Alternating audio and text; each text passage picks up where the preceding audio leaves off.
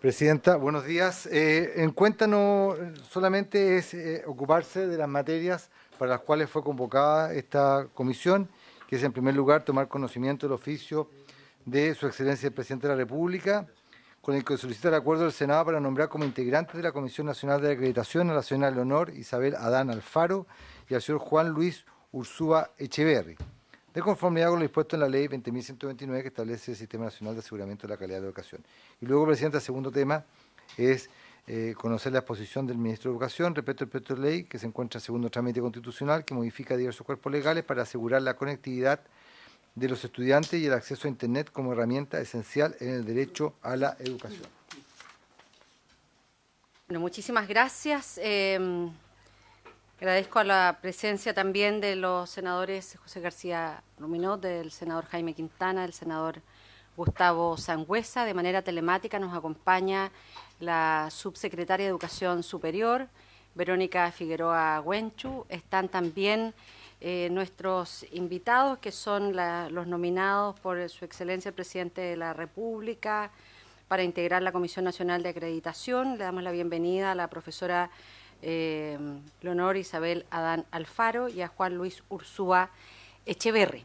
Sobre la cuenta se ofrece la palabra. ¿Más varios? ¿Varios? Senador Sangüesa. Gracias, Presidenta.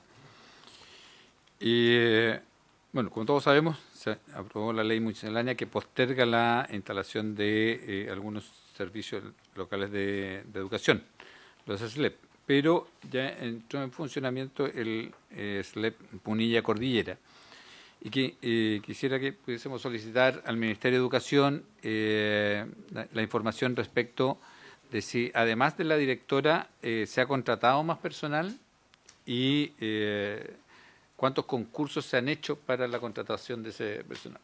Porque una de las críticas que hemos tenido al sistema es precisamente que se contrata a dedo y que no, digamos que ha sido más bien, en términos coloquiales, cuoteos políticos que efectivamente las personas más idóneas por la experiencia que ha existido en los otros SLEP. Por eso quisiera solicitar la información al Ministro de Educación respecto a si han existido contratación de personal y si se han hecho concursos para esas contrataciones respecto del SLEP Punilla Cordillera de la región de Ñuble.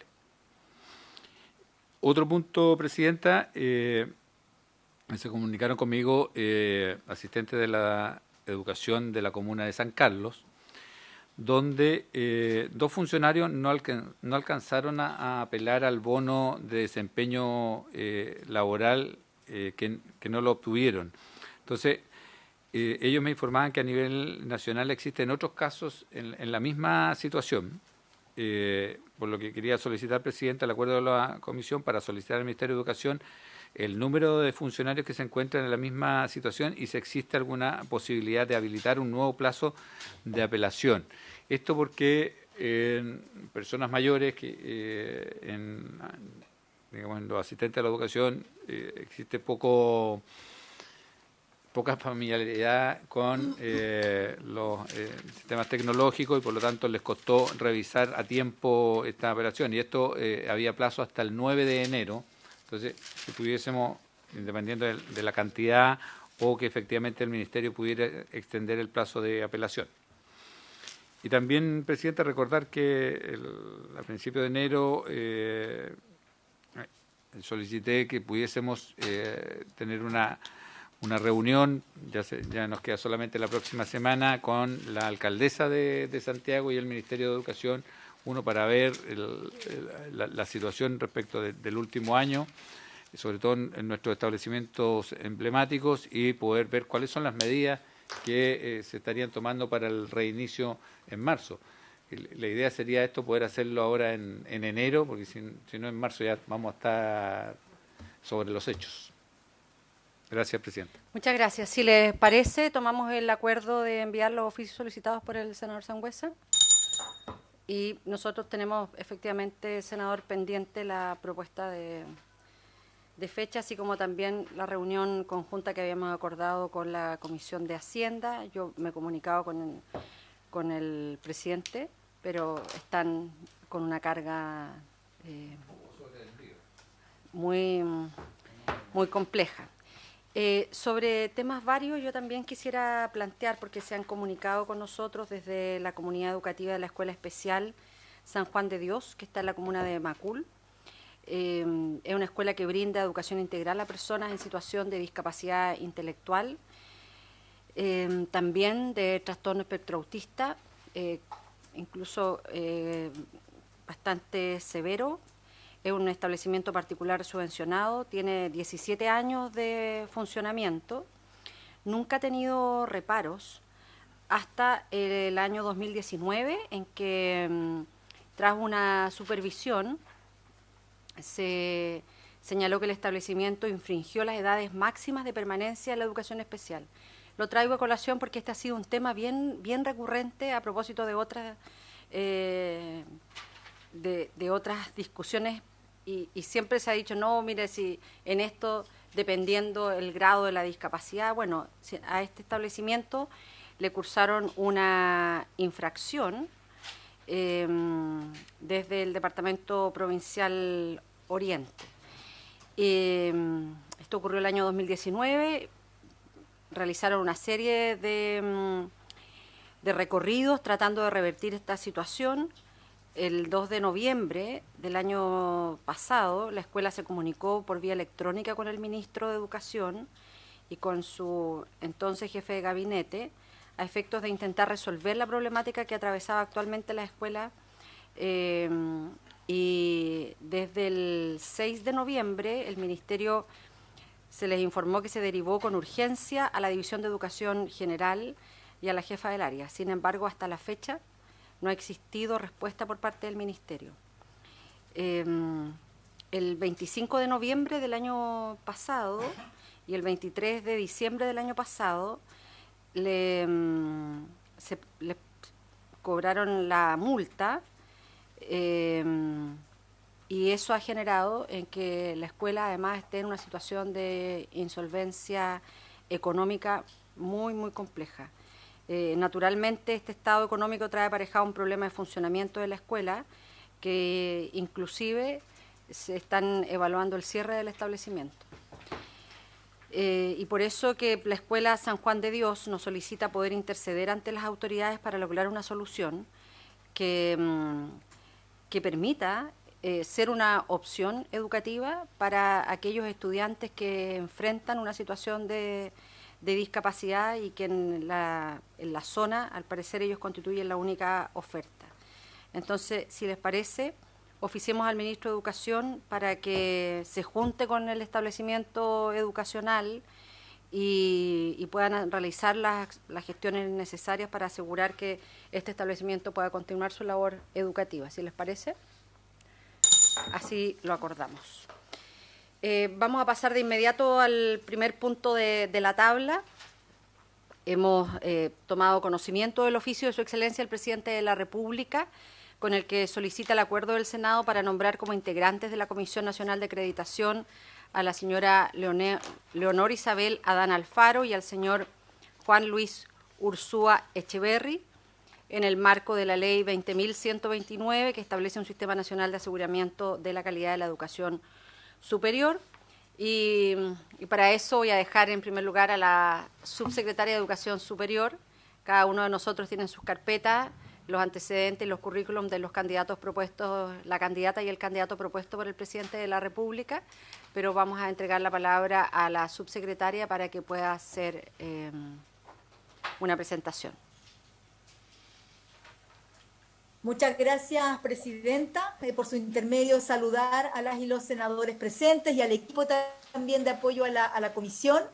Si me permiten, quisiera hacer una breve presentación para poder contextualizar la propuesta que traemos hoy día aquí a esta comisión.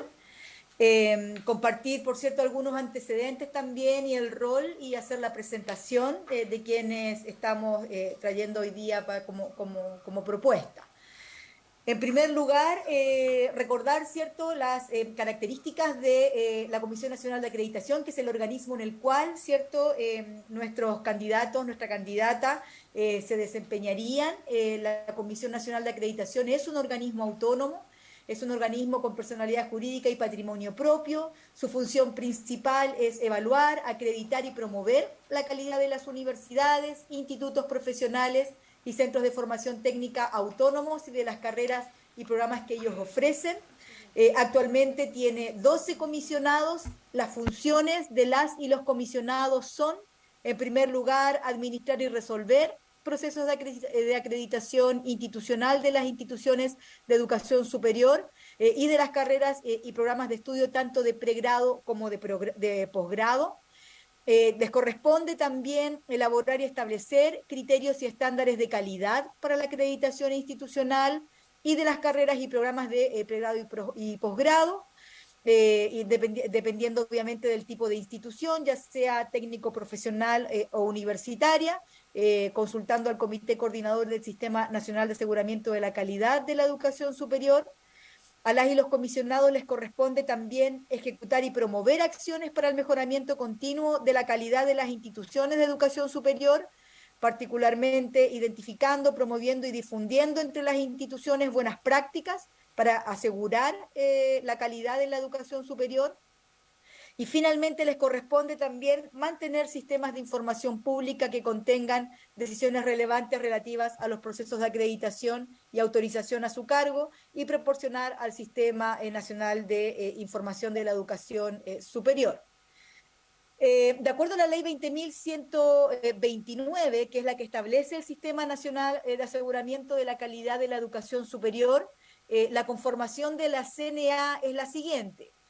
Debería estar conformada por 4 académicas o académicos universitarios de reconocido prestigio y amplia trayectoria en gestión institucional, en docencia de pregrado o en formación de posgrado, y al menos 2 de estos académicos deben estar o haber estado vinculados a instituciones en regiones distintas a la región metropolitana. Lo integran también 4 docentes o profesionales de reconocido prestigio y amplia trayectoria también en formación técnico-profesional o en gestión institucional en centros de formación técnica o institutos profesionales. También al menos 2 deben estar vinculados o haber estado vinculados a instituciones en regiones distintas a la región metropolitana. Un docente profesional de reconocido prestigio y amplia trayectoria en área de innovación, que es seleccionado por la Corporación de Fomento de la Producción, ¿cierto?, a partir de una terna propuesta por el Consejo de Alta Dirección Pública. Un académico o académica universitario de reconocido prestigio y amplia trayectoria en investigación científica o tecnológica, que es seleccionado por la Comisión Nacional de Investigación Científica y Tecnológica a partir de una propuesta, ¿cierto?, del Comité de Alta Dirección Pública.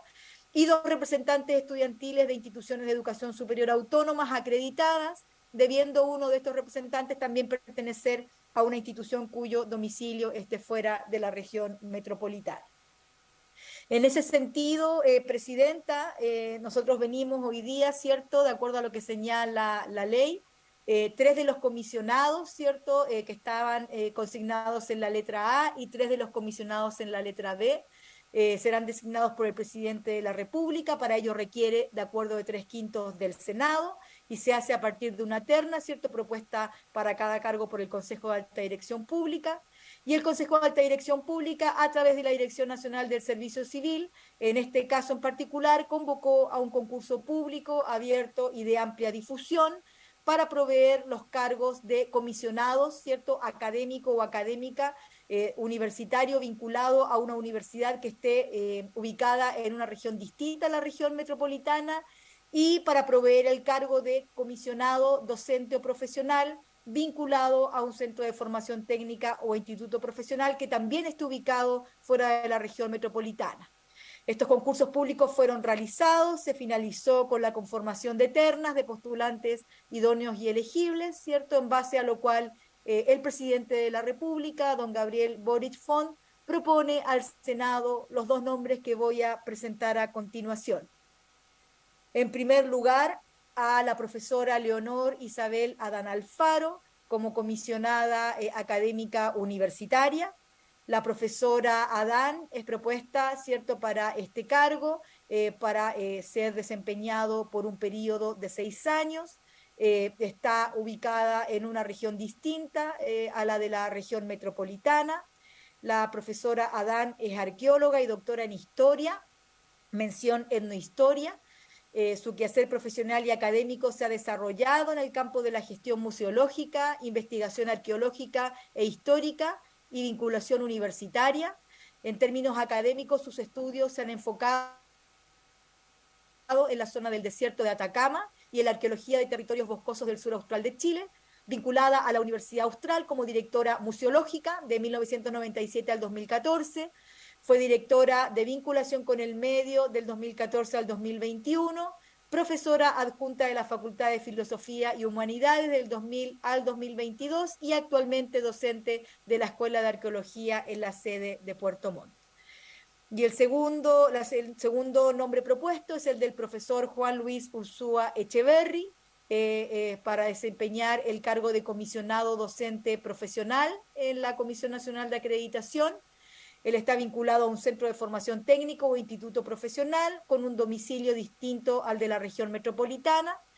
El profesor Ursúa es administrador público, Master of Business Administration y diplomado en gestión eficaz de organizaciones educativas.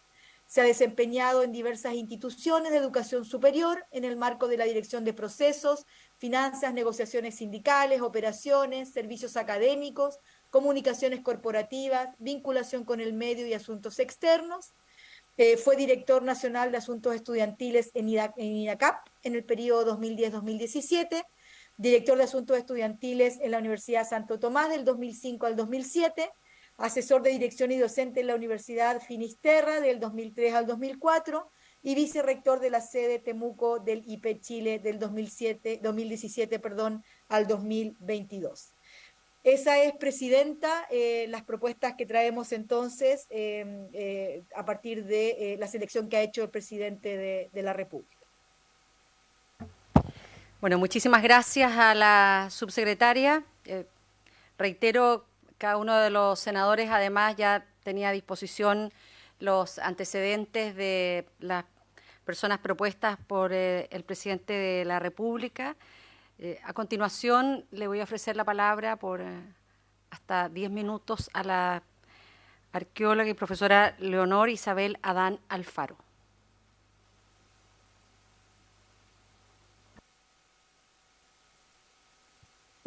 Hola, buenas tardes, presidenta, senadores.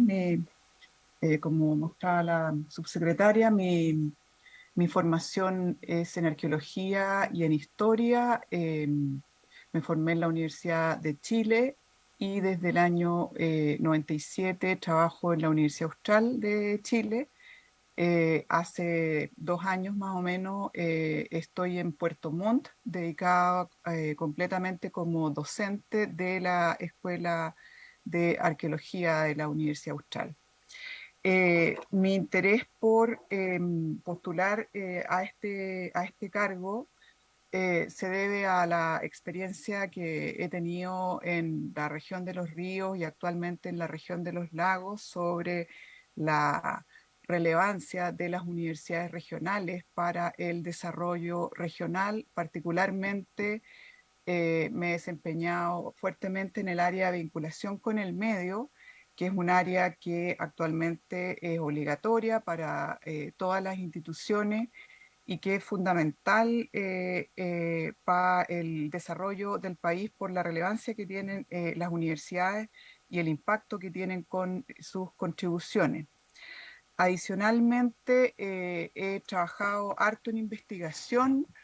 He tenido sucesivamente proyectos de investigación Fondesit, que es como el troncal de investigaciones. Conozco bastante el ámbito de investigación. Fui presidenta del grupo de estudio de mi área de antropología y arqueología, y creo que es un área que también requiere bastante articulación y cumplir en el fondo con el propósito de la integralidad de las funciones académicas. De tal manera que también pongo a mi disposición las competencias que tengo en esa área. En términos de docencia, estoy dedicada fuertemente a la docencia de pregrado, de tal manera que conozco bien ese ámbito, lo mismo con posgrado, donde participo también como docente de algunos programas, tanto en la universidad que trabajo como en otras universidades. Eh, Creo que puedo hacer un aporte importante en términos globales al proceso de discusión porque conozco, trabajo en universidades hace 25 años, más o menos, eh, en particular en el área de vinculación con el medio, que es una de las áreas relevantes y que a mí me interesa. Creo que además la temática de descentralización y educación superior es importante, así que me pareció relevante poder postular y tener la posibilidad de incidir en la gestión de la calidad de las instituciones de educación superior. Eso puedo añadir, Presidenta. Bueno, muchísimas gracias a Leonor Isabel Adán Alfaro y a continuación le ofrecemos la palabra a don Juan Luis Ursúa Echeverri. Buenas tardes, señora presidenta, senadora, señora subsecretaria, senadores, todas y todos. Primero que nada, dar las gracias por esta oportunidad. Bueno, nuestra subsecretaria ya relató los antecedentes académicos. Complementar eso con que en los 20 años aproximadamente, un poco más que tengo trabajando en educación, tanto educación técnica profesional superior, también lo he complementado con la educación técnica profesional secundaria, cual hoy día se empalma muy bien en los programas de articulación y de alternancia que existen y está implementando el Ministerio, tanto como la SEA en la educación superior técnica profesional. Mi experiencia se basa en los diferentes trabajos que he tenido en regiones, tanto hoy día, o 2022 en IPEC Chile, más de 5 años como vicerrector de la Temuco, como también los 7 años estuve en INACAP como director nacional de todos los asuntos estudiantiles de servicio no académico, de la figura que se constituye allá, lo cual significaba estar todas las semanas en Arica Punta Arenas trabajando en cada una de las regiones de Chile. Esa experiencia también la pongo a disposición. INACAP, una de las cosas que rescato es que es bien representativo, digamos, en educación superior, cuando uno mira cada una de las particulares regionales. Y entendiendo por qué me gustaría estar en este cargo como comisionado, porque entendiendo la calidad de educación como un proceso de mejora continua, me gustaría tener la oportunidad de poder contribuir desde ahí a la mejora, a la promoción, la instalación y la internalización, la cultura de la calidad en las instituciones de educación superior, particularmente técnica profesional. Por otro lado, hoy día, si bien ya revisamos en la presentación de nuestra subsecretaria el rol de cada comisionado, hoy día hay acciones que visualizamos, yo las visualizo también, que son relevantes para poder lograr una calidad de educación superior técnica profesional. Algunas son transversales y otras son prioritarias. Y esa caracterización la dan cada uno de los comisionados, colectivamente o de manera individual en la mesa. Por ejemplo, una acción prioritaria es la efectividad e impacto de los programas de alternancia y articulación técnico-profesional secundaria con la articulación técnico-profesional superior. Y por otro lado, otro ejemplo, que también creo que es muy relevante, es poder acompañar a los CFT estatales, como CNA, en este camino para que puedan lograr una acreditación a lo menos avanzada en los próximos criterios de los próximos procesos de acreditación. Y esta urgencia se da en la medida que el CFT estatal, una vez fundado, se acerca a su proceso de acreditación. Yo creo que es un deber de todos, hoy día están operando y necesitan la colaboración de los expertos para que puedan lograr el éxito de la futura acreditación que viene. Y también, por supuesto, cuando uno lo analiza ahí, este acompañamiento viene por la sustentabilidad que requiere, tanto financiera como académica, y en esa línea poder cumplir con el cupo estudiante necesario para lograr ese punto de flotación y poder responder y tributar a la integración del territorio. Esos son dos desafíos que yo creo que son muy importantes para la Comisión Nacional de Educación en términos de la dimensión Centro de Formaciones Técnicas e Institutos Profesionales. Muchas gracias, presidente. Bueno, muchísimas gracias. Quiero ofrecer la palabra a los integrantes de esta comisión. Consultas, comentarios. Senador García Ruminot. Presidenta, este ha sido un largo proceso. Yo creo que estos nombramientos están pendientes desde hace bastante tiempo, no por la comisión nuestra, sino por las autoridades correspondientes. Creo que ambas personas propuestas cumplen los requisitos, son personas calificadas, y yo sugeriría, porque entiendo que nosotros no votamos, ¿verdad? Lo que nosotros tendríamos que hacer... Claro que sí. Sí, algo está ocurriendo afuera, pero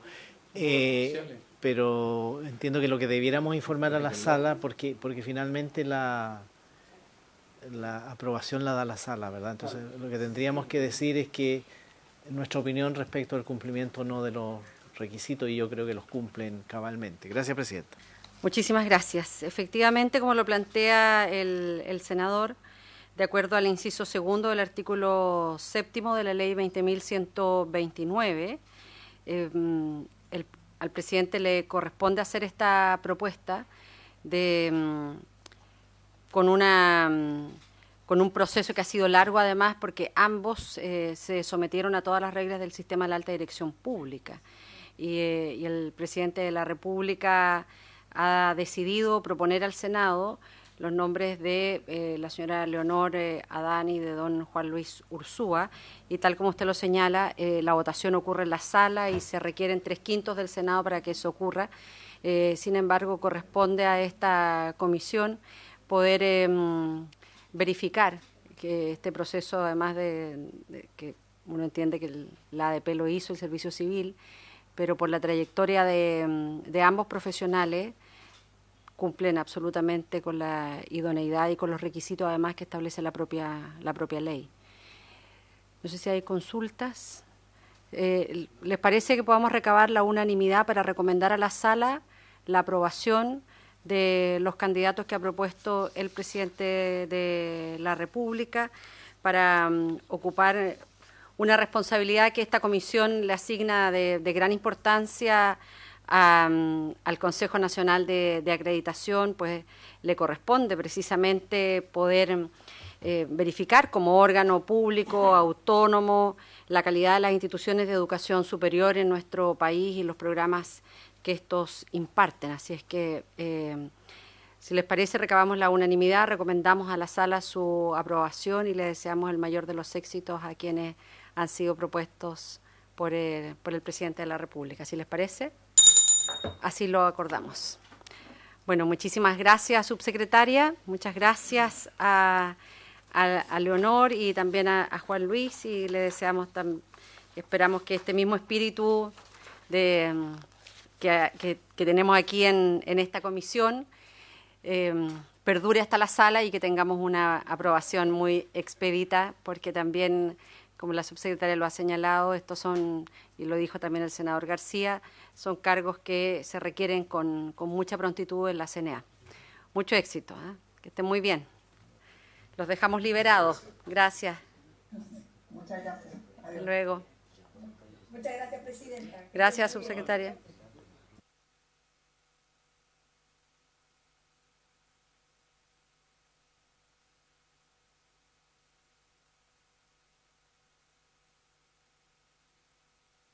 ¿Pasamos al segundo punto?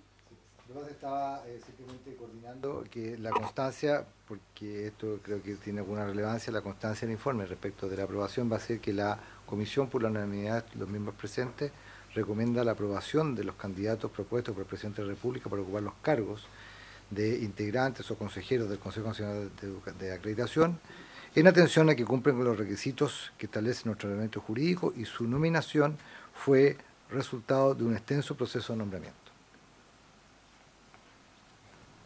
¿Les parece?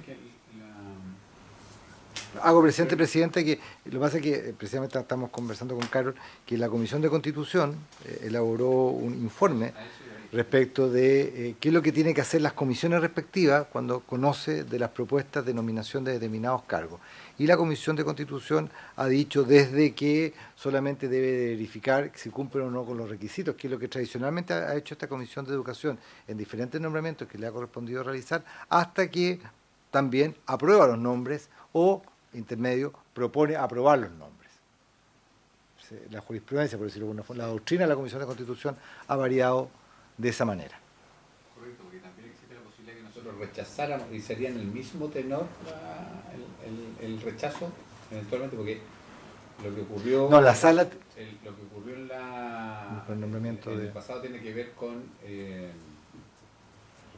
la nominación del fiscal, donde, como siempre se había aprobado, siempre la respuesta iba en una línea que tenía que ver con la idoneidad. Entonces, cuando ocurre lo contrario, ya eso es lo que voy con cómo tendría que ir la respuesta, tiene que ser más bien también neutra, porque si no, caemos como en juicios de valor en la respuesta.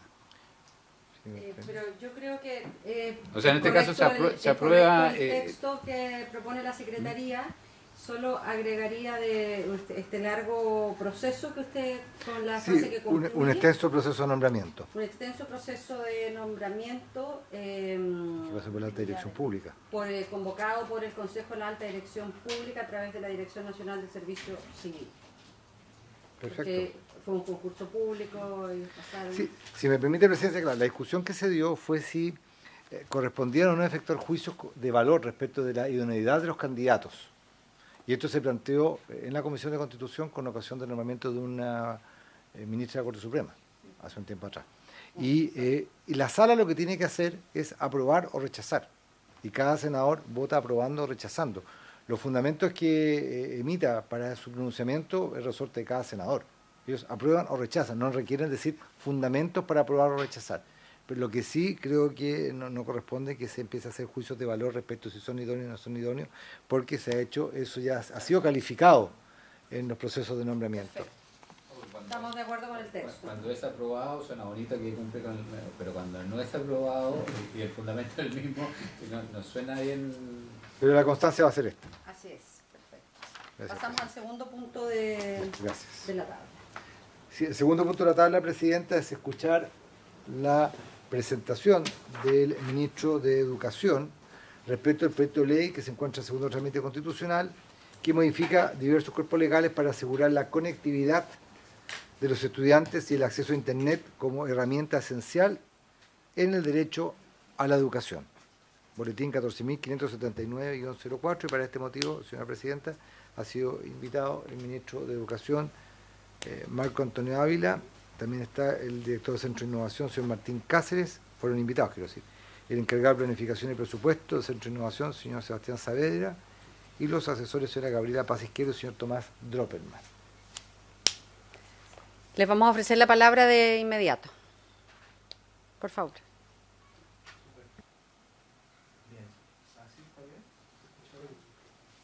Hay que prenderlo. Excelente.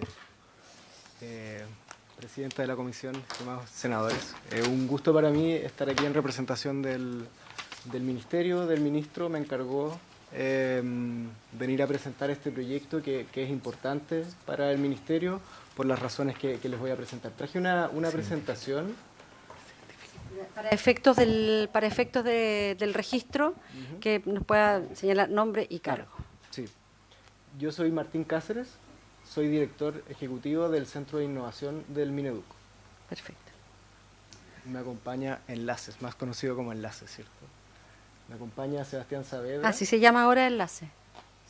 Tiene los dos nombres. Se llama Centro de Innovación Mineduc y también se llama Centro de Educación y Tecnología Enlaces. Okay. Me acompaña Sebastián Saavedra, encargado de Planificación y Presupuesto del Centro de Innovación. Y Tomás Droppelman, asesor legislativo del ministro. Perfecto. Perdón, ¿existía un proyecto Enlace antes de eso? Claro, el programa Enlace, que es muy... Sí. Sí. Nada que ver con eso, ¿no? Sí. Todo que ver, sí. Todo que Es la continuación. Partió como un programa experimental y luego pasó a ser parte de la institucionalidad del ministerio y hoy en día es una división dentro de la subsecretaría, el Centro de Innovación. En 2018 se pasó a llamar Centro de Innovación del ministerio y se sigue encargando. Nuestra tarea es acortar las brechas digitales, así como comenzó el programa Enlaces, e impulsar la innovación educativa. Fue todo el programa que hizo el despliegue de conectividad de computadores, los laboratorios de computación en las escuelas. Claro, el Plan TEC. Y ahora estamos a cargo justamente de lo que tiene que ver con conectividad. Bueno, lo escuchamos porque el Ministerio ha presentado un proyecto de ley, se encuentra en segundo trámite constitucional y busca modificar distintos cuerpos legales para asegurar la conectividad de los estudiantes y el acceso a Internet como herramienta esencial en el derecho a la educación. No sé si se puede mostrar la presentación. Sí, está conectado. ¿Hay invitados para compartir pantallas que están conectados por Zoom o prefieren que lo hagan? Sí, mejor, igual nos podemos conectar. ¿No puedo conectar? ¿Sí? O lo puedo mostrar y me hago lo mismo. ¿Ya? Sí, más rápido. Va más rápido.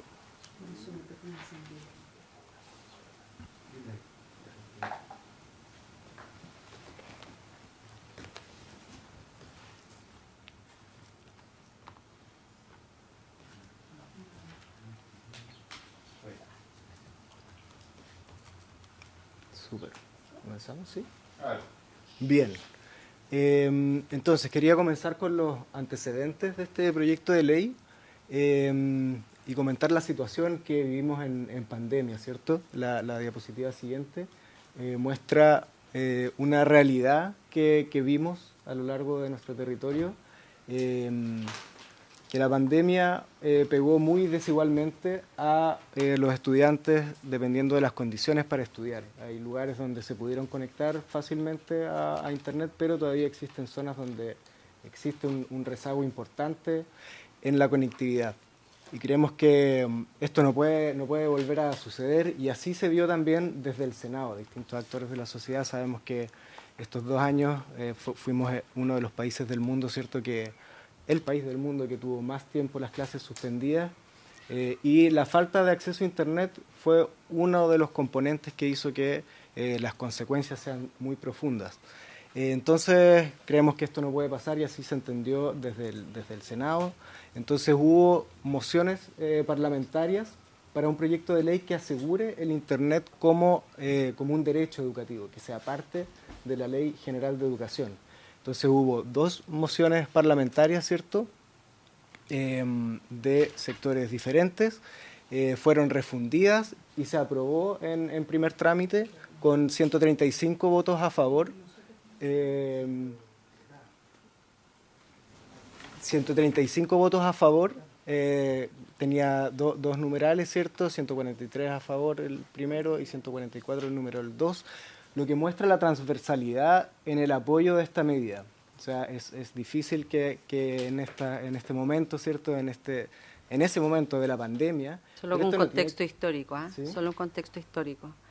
Nosotros presentamos un proyecto de ley que se aprobó en general al comienzo de la pandemia. Después la propia ministra de Transporte, dado que había un proyecto de transporte y telecomunicaciones que estaba en último trámite en una comisión mixta, nos pidió que si podíamos transformar nuestro proyecto en una indicación. Nosotros accedimos porque lo que menos nos importaba era el protagonismo de los autores, con el senador Quintana y otros, sino que esto pudiese llegar con celeridad. Se transformó como indicación, se aprobó ampliamente en la sala, era el boletín 13.422-15-15, y luego, lamentablemente, el presidente lo vetó. Fue el que estuvo más cerca de transformarse en ley, porque lo que hacía era obligar a las empresas proveedoras de entregar Internet gratuito a estudiantes vulnerables en caso de la suspensión de clases, solo para efectos de los antecedentes y del registro histórico. Claro, sí, lamentable, estaríamos... Claro, hubiesen sido menos severos los efectos de la pandemia. Sí, de hecho este proyecto conversa con otro que es de la ley de telecomunicaciones, que tiene que ver justamente con la normativa de las empresas de telecomunicaciones, pero es un proyecto diferente, que si se aprueba, si es que avanza, debería conversar con esto y debería posibilitar mucho más este sueño, ¿cierto?, y la necesidad de que todos los establecimientos y en todo momento los estudiantes puedan conectarse a Internet, porque sabemos que no es algo que haya pasado, sino que puede volver a ocurrir una pandemia. Estamos en un país, ¿cierto?, que hay catástrofes naturales, o sea, la suspensión de clases puede suceder en cualquier otro momento, y para lo pedagógico, para el día a día, es importante que se considere el Internet como un recurso educativo más. La diapositiva siguiente, un resumen de qué es lo que dice el proyecto de ley, los puntos claves. En primer lugar, modifica la Ley General de Educación y lo incorpora como uno de los derechos más que todos los estudiantes tienen que tener para su proceso pedagógico. Un segundo punto es que en condiciones de interrupción de clases presenciales, el Estado tiene que asegurar que los estudiantes puedan conectarse de forma remota. Un tercer punto tiene que ver con la seguridad, que es cierto que al proveer Internet hay que asegurarse de la protección de los datos, de que las empresas, ¿cierto?, funcionen de forma transparente. Entonces hay un punto acerca de los datos personales de los estudiantes, que la idea es que se usen solamente con fines educativos y no otra cosa. Un cuarto punto tiene que ver con el contexto de suspensión de clases, que ningún estudiante repita de curso si es que es porque no se pudo conectar, porque el fondo es responsabilidad del Estado, ¿cierto?, de los establecimientos educacionales, hacerse cargo de proveerles el servicio, y si no pudo estar conectado, de tomar las medidas para que recuperen sus aprendizajes. Y un quinto punto es una modificación de la ley de la Ley de Educación Pública. Entonces radica en los SLEPs, los Servicios Locales de Educación Pública, la gestión para que todos los establecimientos públicos tengan conectividad digital, y que sea como uno de los principios del sistema. Entonces esos son los puntos principales del proyecto de ley en cuestión.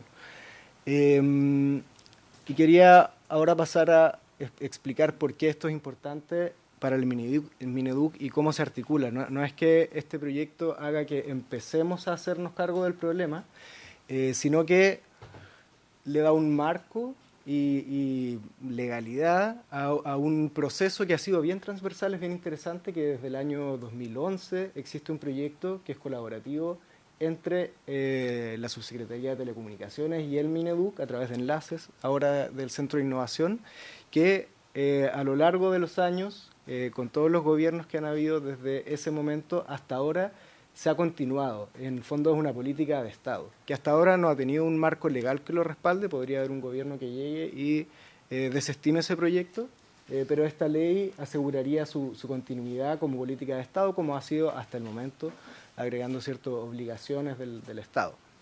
Y les quería contar entonces qué estamos haciendo al respecto, aún sin que esta ley sea aprobada, porque es importante enmarcarlo así.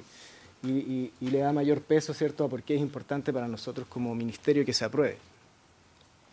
Estamos abocados como ministerio en la reactivación educativa, ¿cierto? La semana pasada fue el relanzamiento de la política de reactivación educativa. Durante todo el año pasado trabajamos en distintas medidas, pero sabemos que no es suficiente trabajar un año, ¿cierto?, y con distintas medidas, sino que tenemos que tener una acción no solamente del gobierno, sino que de distintos actores lo más transversalmente posible, porque los efectos de la pandemia tienen para rato. O sea, la tarea de la reactivación educativa no era solamente el año pasado ni este año, sino que los efectos son muy profundos y tenemos que presentar entre todos acciones súper concretas para recuperar los aprendizajes. Entonces tiene 3 ejes esta política: la convivencia y la salud mental, o sea que el bienestar de los estudiantes, el fortalecimiento de los aprendizajes y las condiciones para la enseñanza, que en el fondo es recuperar las brechas en el aprendizaje y potenciar el aprendizaje integral de los estudiantes, y la asistencia y la revinculación de los estudiantes que, producto de la pandemia, se están desvinculados del sistema.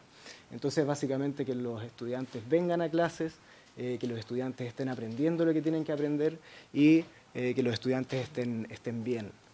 Son los 3 ejes y hay medidas súper concretas en cada uno de estos ejes que fueron presentados. Asistencia y revinculación, es la asistencia de los estudiantes. ¿Por qué les cuento esto y qué relación tiene con la conectividad? Porque dentro del eje 2 de fortalecimiento de aprendizaje y condiciones para la enseñanza, consideramos que el ámbito digital es fundamental, como una condición para la reactivación de los aprendizajes. Entonces tenemos en ese eje un plan de transformación digital y conectividad, que ya lo desplegamos el año pasado, agrega un conjunto de medidas que están en la diapositiva siguiente y que las vamos a proyectar durante el tiempo. Creemos que esta es una de las condiciones necesarias para la reactivación de los aprendizajes. Entonces, durante el año pasado ya, en el ámbito de conectividad, con este proyecto Conectividad para la Educación 2030, es un proyecto de largo aliento, que busca subsidiar el Internet a los establecimientos educacionales, es un proyecto conjunto con la Subsecretaría de Telecomunicaciones, y ya en este momento tenemos 8.803 establecimientos conectados. Eso logramos el año pasado, mejorar la calidad de la conexión de alrededor de 7.000 establecimientos educacionales que estaban en el plan antiguo, en conectividad 2011, y se pasaron al plan nuevo. En infraestructura digital escolar, un proyecto que se llama Aulas Conectadas, que busca mejorar la infraestructura digital de las escuelas con las redes, la distribución del Internet dentro de cada escuela, y son proyectos con transferencias a los sostenedores y asesoría para la implementación de las redes, y el proyecto de Junaev, Becas TIC, que le entrega computadores, ¿cierto?, a estudiantes de séptimo básico. El año pasado fueron beneficiados 116.900 estudiantes. En desarrollo de capacidades trabajamos en conjunto con CPIP, que su rol, ¿cierto?, es el perfeccionamiento de los docentes, y una serie de cursos elaboramos una serie de cursos para actualizar a los profesores en innovación pedagógica con herramientas digitales. Y hay otro componente que es la gestión y la gobernanza de los datos. Vemos que lo digital tiene una tremenda ventaja que tiene que ver con que todo lo digital genera datos a través de los cuales se podría tomar decisiones. Hoy en día tenemos una dispersión de plataformas, de sistemas que no nos permiten utilizar todo el potencial que tienen las tecnologías digitales. Entonces no es solo conectividad es un componente que lo hemos articulado a las distintas fases. O sea, solamente entregar conectividad es el primer paso, es una puerta. Pero después, ¿qué se hace con el Internet? Ahí va el que los estudiantes tienen que tener dispositivos, en los establecimientos educacionales se tienen que fortalecer las capacidades para su gestión. Por eso el desarrollo de capacidades, preparar a los profesores, reforzar el rol del profe enlaces, del coordinador informático de los establecimientos educacionales, y también aprovechar al máximo la infraestructura digital, los sistemas digitales para poder tomar decisiones y disminuir la burocracia. Entonces esos son los 4 ejes de este plan y los avances del año pasado. Y para el próximo año, o sea, para este año presente, 2023, buscamos llegar a 9.800 establecimientos como parte del programa Conectividad 2030. Tenemos un proyecto de kits tecnológicos para docentes, para estudiantes, que van a ser entregados durante el segundo semestre de este año. El beneficio de Becas TIC, ¿cierto?, se mantiene. En desarrollo de capacidades estamos trabajando en un nuevo marco para la ciudadanía digital, para integrarlo transversalmente en el currículum, en coordinación con organizaciones de la sociedad civil que toquen estos temas. Un compromiso presidencial como parte de la política de ciberseguridad también. Vamos a hacer una campaña nacional y aumentar el número de docentes capacitados en herramientas digitales. Y por último, para la gestión y gobernanza de los datos, este año vamos a trabajar en una hoja de ruta, lanzarla e ir articulando actores para sacar el mejor provecho de las plataformas digitales. Entonces, este proyecto de ley viene a afirmar este recorrido que es muy transversal. Quiero destacar que la necesidad es muy sentida por las comunidades educativas y todos lo sabemos. Entonces, ojalá que se apruebe el proyecto y podamos seguir con esta política de Estado, con el respaldo legal. Muchas gracias. Bueno, muchísimas gracias. Se ofrece la palabra. Consultas. Senador García Ruminot. Gracias, presidenta. Yo quería sugerir que pudiéramos invitar, antes de votar, al subsecretario de Telecomunicaciones, porque todo esto que está en los proyectos de ley, nadie podría estar en contra de eso. El mundo va para allá, nuestro país va para allá, en fin. Pero con el senador Quintana somos senadores por la región de la Araucanía. Nosotros salimos a un par de kilómetros por la carretera central de Temuco hacia alguna de nuestras comunas y ya no tenemos conexión. Entonces, esto pasa mucho por la infraestructura que tenga el país, que yo entiendo que también se está avanzando mucho con 5G, en fin.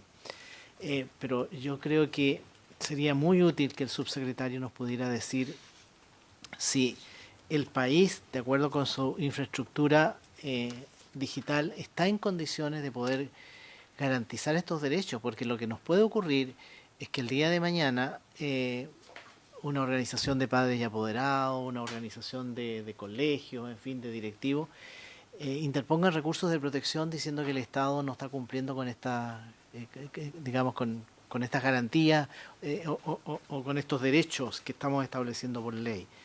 Entonces yo quería sugerir eso. También quería decir lo siguiente. Yo creo que todos los que estamos aquí en cada discusión de presupuesto pedimos la ampliación de las becas TIC a través de la Junta de Auxilio Escolar y Beca, y nunca lo logramos. Yo creo que hay una discriminación gravísima en contra de niños, estudiantes de colegios particulares subvencionados, muchos de ellos provenientes de familias muy vulnerables, en el caso del senador Quintana y yo, niños mapuches que no reciben simplemente porque tomaron la decisión los papás de estudiar en un colegio particular subvencionado.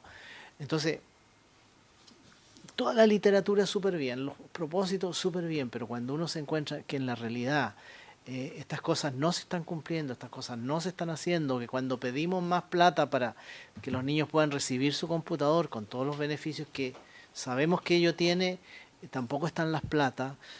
Este proyecto, además, por provenir transversalmente de mociones parlamentarias, tampoco tiene recursos asociados. Entonces, me parece a mí que debiéramos partir por escuchar a la Subsecretaría de Telecomunicaciones. Gracias, presidente. Muchas gracias, senador. Le ofrezco la palabra ahora al senador Jaime Quintana. Muchas gracias, presidenta. Yo, la verdad es que tengo una coincidencia bastante alta con el senador García en este punto, porque efectivamente esta es una discusión que se tuvo en varios momentos en la pandemia, con usted misma, presidenta, hacía referencia al proyecto de ley que presentamos en su momento, que es lamentable que haya quedado ahí, porque efectivamente fue el que estuvo más cerca de convertirse en ley. Podrían haberle echado una mirada. Pero me preocupa lo mismo que el senador García. Creo que nadie puede estar en desacuerdo con estas definiciones gruesas de garantizar el acceso material, ¿no es cierto?, a Internet para los establecimientos que reciben recursos públicos. Entonces, desde un punto de vista tecnológico, ¿qué es lo que hoy día hace la diferencia? A mí no me cabe ninguna duda que en los 7.000 y tantos establecimientos que usted señala, deben haber pocos de la Araucanía y al revés. En esa diferencia, ¿no es cierto?, para enterar todos los establecimientos con recursos públicos en el país, deben haber muchos de nuestra zona y de otras regiones también, probablemente el Maule, quizás en el norte también. Ñuble, sí. Biobío, probablemente lo mismo, en general regiones del sur. Entonces, creo que es importante escuchar la mirada del Ministerio de Telecomunicaciones para ver qué es lo que hoy va a ser la diferencia, porque aquí hemos tenido muchas discusiones también con ellos, en el anterior gobierno, respecto de que aquí al parecer hay temas más estructurales. O sea, hemos visto que la Subtel ha puesto antenas, el Lumaco, que a todo esto tiene la menor conectividad según un país digital, según el informe anual, la menor conectividad lejos de Chile, mientras Vitacura tiene el mayor acceso a Internet de Chile, es Lumaco la que tiene menos en Chile. Y ahí se han llenado antenas durante distintos gobiernos, muchos años, décadas, y no pasa nada, pues hay muchos sectores donde hay colegios que siguen. Entonces, Yo, antes de avanzar más, me gustaría conocer también el detalle cuáles son esos establecimientos que representan la brecha a la cual no se estaría llegando, y cuál es la razón. O sea, a pesar de que ustedes me habían planteado que esto se podría llegar a todos lados. Entonces, por eso es que es importante la mirada de telecomunicaciones. Y lo otro, uno de los objetivos importantes con los cuales yo no puedo estar más de acuerdo es el primero, es convivencia y salud mental. Eso también es un objetivo bastante importante, ambicioso, en el buen sentido. Y yo siento que aquí faltan algunas bajadas en torno a eso, porque hemos escuchado mucho en el gobierno del presidente Boric, y muy bien, como nunca antes, en la ley de presupuesto, en el anuncio, en la cuenta pública del 1 de junio, y en distintos momentos. Yo creo como ha sido más explícito que ningún gobierno para plantear el tema de la salud mental, pero eso en concreto, ¿en qué se traduce? O sea, hoy día hay un déficit de modelos en Chile, porque finalmente esto tiene que aterrizar a la realidad local, ¿no es cierto? Incluso en salud no hay mucha claridad cómo se implementa un modelo de atención primaria orientado a la salud mental de adultos mayores y de jóvenes que están teniendo hoy día, ustedes saben muy bien, un serio problema con trastornos del sueño, con ansiedad y con otras patologías más complejas. Y por lo tanto yo creo que, bueno, y en convivencia hemos visto lo que ha pasado en algunos establecimientos, especialmente en la región metropolitana. Creo que en esto no basta solo ponerse objetivo ambicioso, que es muy importante, sino ver, ¿no es cierto?, en qué se ha traducido. Eso sería mi comentario, Presidenta. Gracias.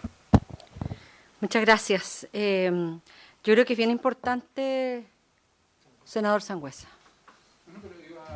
No, pero por favor. Gracias, Presidenta. Coincido con mis colegas que me antecedieron, pero a mí me llamaron la atención una pregunta específica respecto de en infraestructura digital escolar. Por ejemplo, dice que los estudiantes beneficiados durante el 2022 son casi 117.000 y baja considerablemente a 113.000 el 2023. Y ahí coincido con don José García en el sentido de que aquí se produce una discriminación en la asignación de los computadores por una responsabilidad del Estado, porque el Estado, a través de la tómbola, es el que le designa el establecimiento educacional a un alumno, pero después lo discrimina en la entrega de un beneficio del Estado. Entonces, ahí hay que buscar una solución a esta problemática, porque no es responsabilidad de los padres el establecimiento al que el Estado le asignó donde debía estudiar. Entonces, ese es un punto que creo que hay que considerarlo. Este proyecto, cuando se vio en la Cámara, hay dos mociones y la votación mostraba también las mociones mostraban claramente los componentes políticos que tenían, porque era parte de una realidad. Pero también en parte de la discusión se vio el tema de la realidad, porque hay sectores, y bien lo plantearon mis colegas antes, donde efectivamente no hay conectividad, o la llegada de conectividad es más bien a largo plazo, independiente de lo que se pueda avanzar con el 5G. En la región de Ñuble, además, se aprobó, digamos, por el gobierno regional un proyecto del orden de los 7.000 millones que tiene que ver con los ramales de esta conectividad, precisamente para llegar a los sectores que están más alejados y que les es muy difícil conectarse. Por eso creo que tiene que ser digamos, desarrollado este proyecto con la responsabilidad que implica los tiempos. La conectividad no es una inversión que se haga de un día para otro, y también con esta otra aprensión. Si bien es cierto, en la mayoría de los sectores rurales los establecimientos educacionales son municipales, no es menos cierto que también hay sectores que pertenecen a zonas urbanas más grandes y que tienen escuelas rurales subvencionadas, y se produce esta discriminación con los alumnos. Entonces, ahí no sé si tienen alguna propuesta en ese sentido también.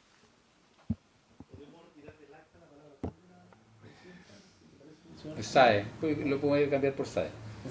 Sí, porque lo que pasa es que pongamos es una palabra, hace muchos años que no lo escuchaba, mejor tono, no lo escuchaba en la emisión. De hecho, el ejecutivo anterior, el ministro Figueroa, en algún momento también reconoció que esto no era tómbola, o sea, fue una caricatura de hace un año. Por eso, el cambio por Bursay. Sí, En por el fondo supuesto. es el sistema que asigna, lo que quise decir, para que se entendiera. Que era el sistema que- aleatorio de asignación educativa. Sistema Sí, no, yo aleatorio. también, no sé. Ahí no lo que decimos. yo- Lamentablemente, como se transmite, ya está dicha la palabra. Bueno, pero valoramos que el senador retire la palabra tómbola porque la verdad eso genera una... El sistema aleatorio es igual Bueno, mira, yo creo que igual la presentación generó algunas dificultades porque la presentación en algunos momentos se aleja de lo que es el proyecto de ley. El proyecto de ley tiene solo 2 artículos y la presentación lo que hizo fue traer a la mesa algunos hechos recientes, entonces eso llama a confusión, porque el proyecto tiene solo 2, llegó la presidenta de la Comisión de Transporte y Telecomunicaciones, bienvenida ahí a la senadora Jimena Órdenes. A mí me parece que es bien importante que nosotros escuchemos a la Subsecretaría de Telecomunicaciones. De hecho, el artículo transitorio del proyecto de ley que dice relación con la dictación del reglamento, precisamente es bien débil la redacción del artículo transitorio y nosotros debiéramos aspirar a que este reglamento fuera elaborado de manera conjunta con la Subsecretaría de Telecomunicaciones y poder escucharla. Pero además ha estado presente durante toda la sesión nuestro jefe de la unidad de vinculación con el medio, y nos ha comentado en que ellos pusieron ya a disposición este proyecto de ley a la discusión ciudadana, que se han recibido bastantes aportes, cerca de 500 comentarios, observaciones de personas que además técnicamente tienen una gran trayectoria.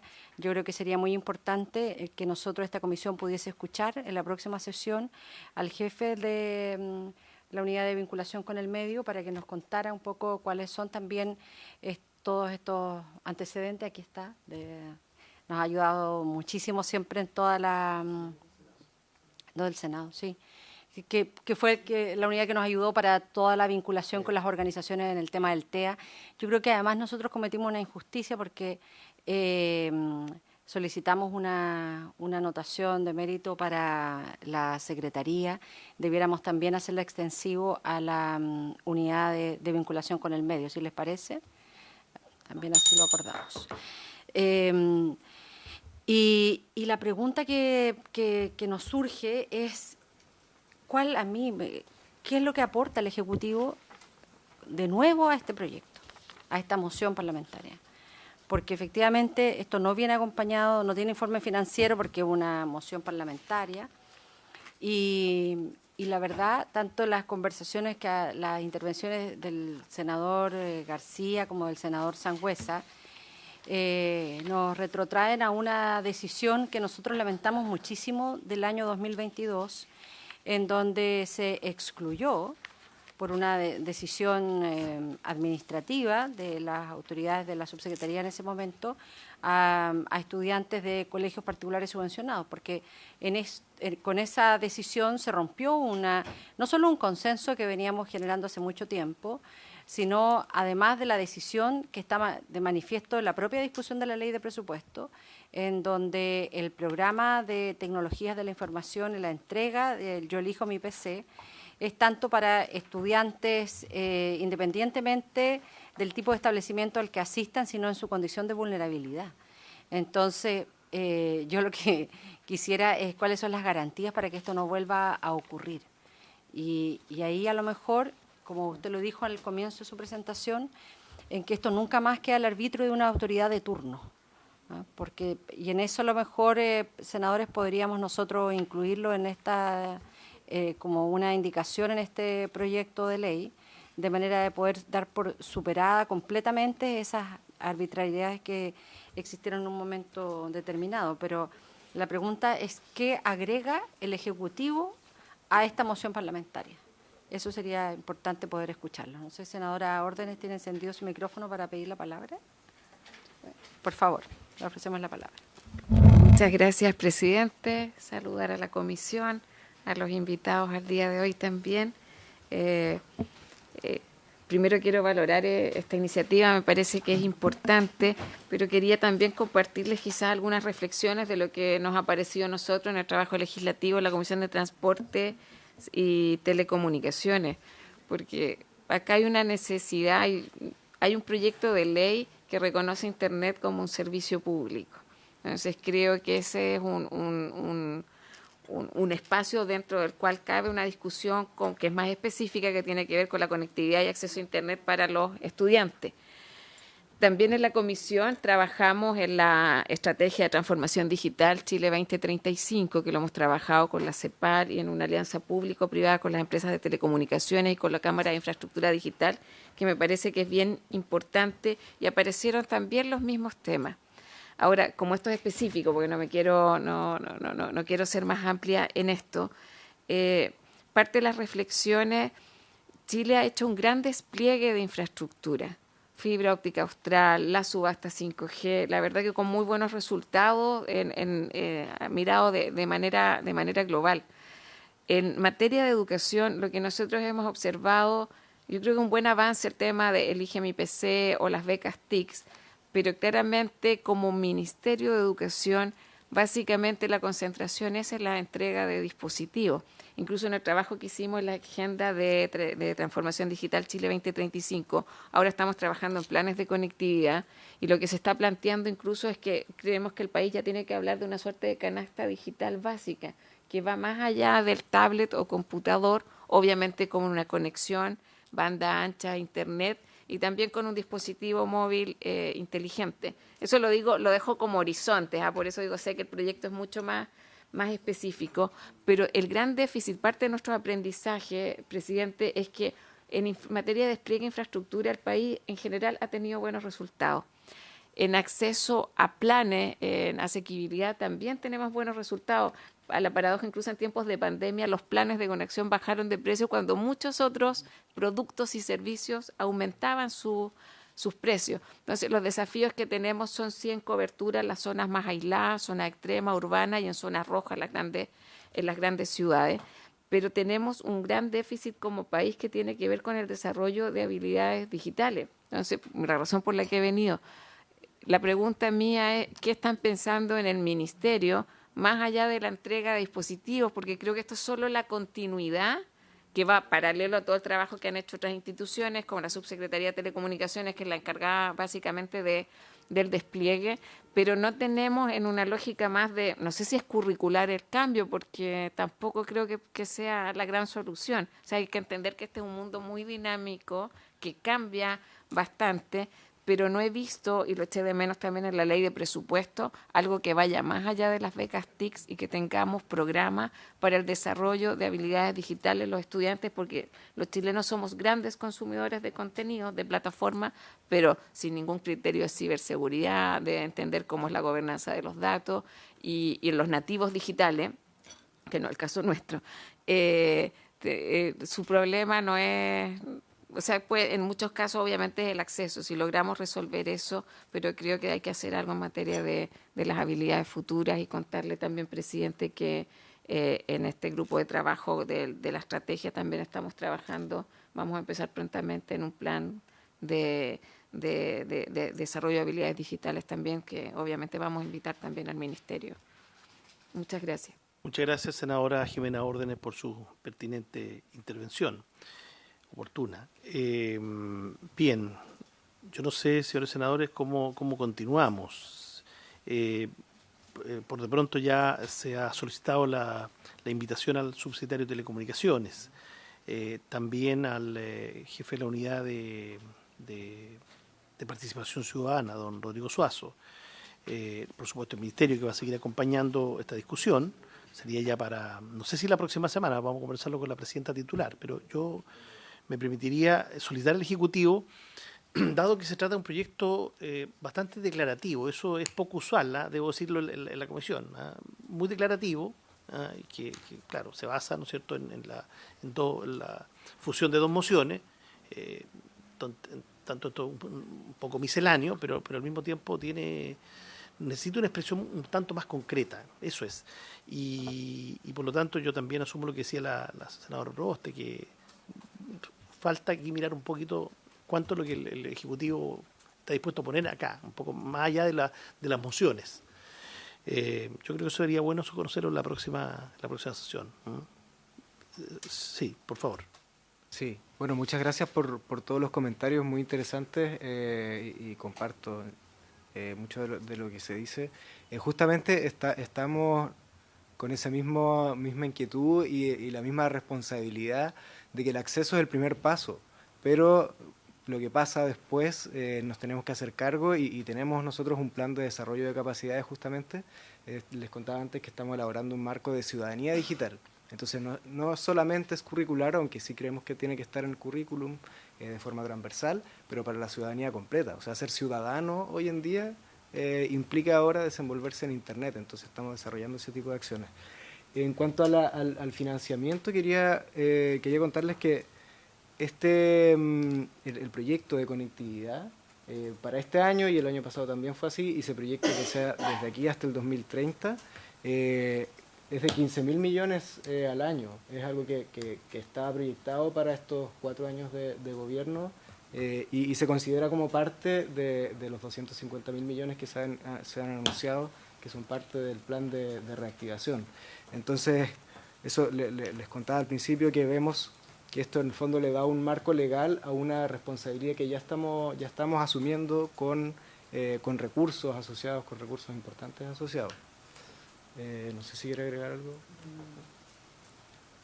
Por su intermedio, presidente. En el fondo es importante para nosotros reforzar el punto de que es muy importante contar con un marco normativo regulatorio, partiendo desde ahí. Y desde ahí, claro, no hemos hecho indicaciones como Ejecutivo, pero estamos súper dispuestos a seguir conversando y a recoger las indicaciones que puedan venir, que puedan emanar, digamos, desde acá, desde la unidad de participación o desde las distintas instancias, para reforzar este proyecto y concretizarlo en los términos justamente que han mencionado usted y los demás senadores de la comisión. Muy bien, sí, por lo menos mi inquietud se basa en que, como se trata de una provisión que la entrega un privado, entonces el tema es cómo lo hacemos desde esta declaración de este proyecto hasta materializarlo, cómo efectivamente lo garantizamos para no generar expectativas que vayan más allá de lo que razonablemente podemos alcanzar. Yo creo que por ahí un poco va la profundización de esta discusión. Bueno, si les parece a los colegas, lo dejamos entonces con estos invitados para la sesión que se tendrá que fijar la presidenta o la secretaría. Bueno, muchas gracias nuevamente a los invitados por su exposición y por haberse cumplido el objeto de la sesión. Se levanta.